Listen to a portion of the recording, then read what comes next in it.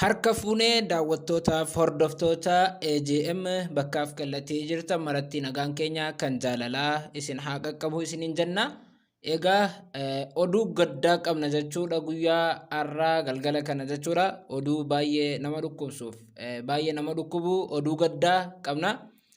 Innaa lillahi wa innaa ilaihi raaji'uun jecha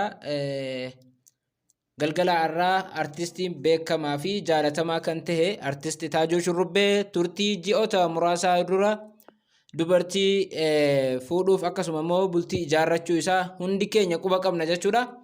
Artistii Taajuu Shurrubbee haadha manaa isaa Hilwaa ammoo galgala kana akka ajjeesee fi lubbuu akka inni dabarse namoonni baay'een miidiyaan hawaasaa guutumaan guututti to'annoon feesbuukii waa'uma isaatii ta'ee jira jechuudha. Egaa dhimuma kanaan walqabatee nutis wantoota qindeeffanne akkasumas immoo wantoota odeeffannoo namoota garaagaraa irraa arganne akka armaan gadiitti isin faana kan turseesnu ta'a. Isin ammoo haga dhumaatti nu faana turaan affeerraa keenyam. Akka namoonni jedhanitti dubbiin artistii Taajuu Shurrubbee ka'umsi isiitii fi dhumni isii maal akka fakkaatu Taajuun haadha mana isaa akka malee kan jaallatu Hilwaa akkaan jaallachaa ture. Biyya jiraachaa turan biyya Jarmaniitti evantiiwwan garaagaraa yookaan sagantaalee adda addaa takkaa of jalaa hambisee hin beeku hedduu malee jaallachuurraa kan ka'e akka killeetti eegaa ture jedhe namni itti dhiyeenyaan artistii Taajuu waliin ture. Guyyaa muraasa dura wal dhabanii akka saahibban isaa manatti dhufanii rakkoo isaanii dhaggeeffatanii gorsanii walitti araarsanis dubbatan. Akkasumas rakkoon Taajuu inni guddaan xiqqoo amala hinaafummaa yookaan amala namni jaartii ofitti hinaafuu waan qabuuf isiin nama hunda waliin kofaltee kan taphattu ta'uu yeroo hedduuttis argaa ture. Kana innis dhiira waliin hariiroo jabaa qabdaa jechuudhaan haadha manaa isaatti yeroo garaagaraatti walitti bu'aa turan. Kana guyyaa har'aa isiin iddoo biraa turte naannoo isiin sa'aatii asrii kanatti yeroo manatti ol waamuudhaan lubbuu isii ofuma isaatiin hudhee ajjeesuudhaan mootummaatti ammas harka isaa kennitee jedhe.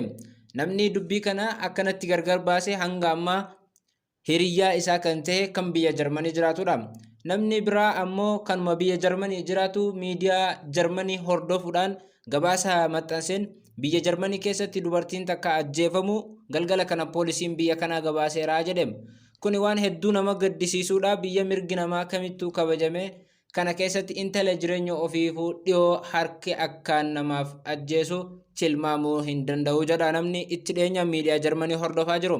Dhimma ajjeefamuu isii irratti poolisiin Jarmanii galgala kana akka himetti namni dhiiraa umriin isaa 35 ta'e tokko dubartii tana ajjeesuu amanee seera jalaas ooleeraa jedha.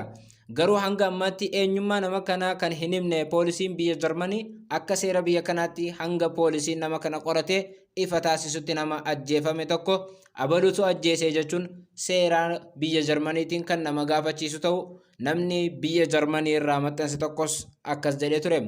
Gama biraatiin ammas gaazexeessaan tokkos maxxansa isaa gama miidiyaa Jarmanii hordofuun galgaluma kana yeroo muraasa dura kan maxxanse yoo ta'u namni ganna 35 poolisitti dhaqee dubartii ajjeesuu isaas amaneeraa jedhe. Qondaalli poolisii reeffa dubartii ajjeefamtes argadheeraa jedheera. Ajjechaan kun wiixata dabre wiirtuu kolugaltummaa biyya Jarmanii Turuuchingaan kan jedhamtu keessatti argamu keessatti kan raawwatame yeroo ta'u reeffi dubartii duutee takkaas argameeraa jedhame.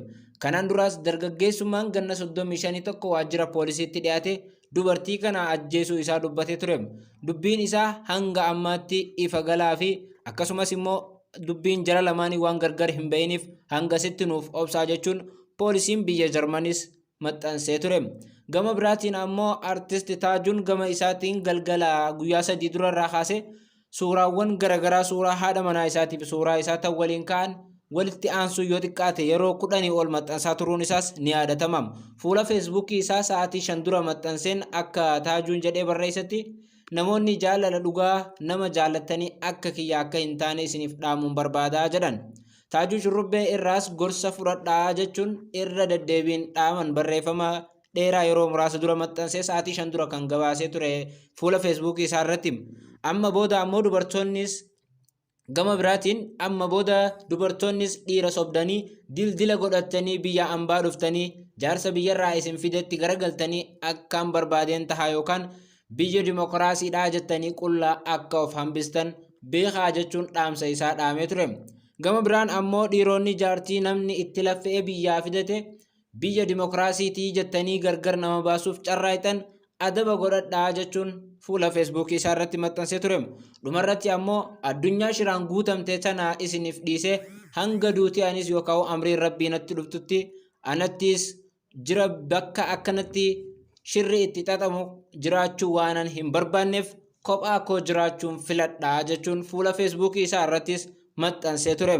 Ergaa kabajamaaf jaalatamaan artistiin kun maxxansa isaa irratti namoonni baay'ee yeroo san osoo hin hubatin akka namni jaartii isaa jalaa fudhachaa tures maxxansaa turuu namoonni hedduun argaa turre.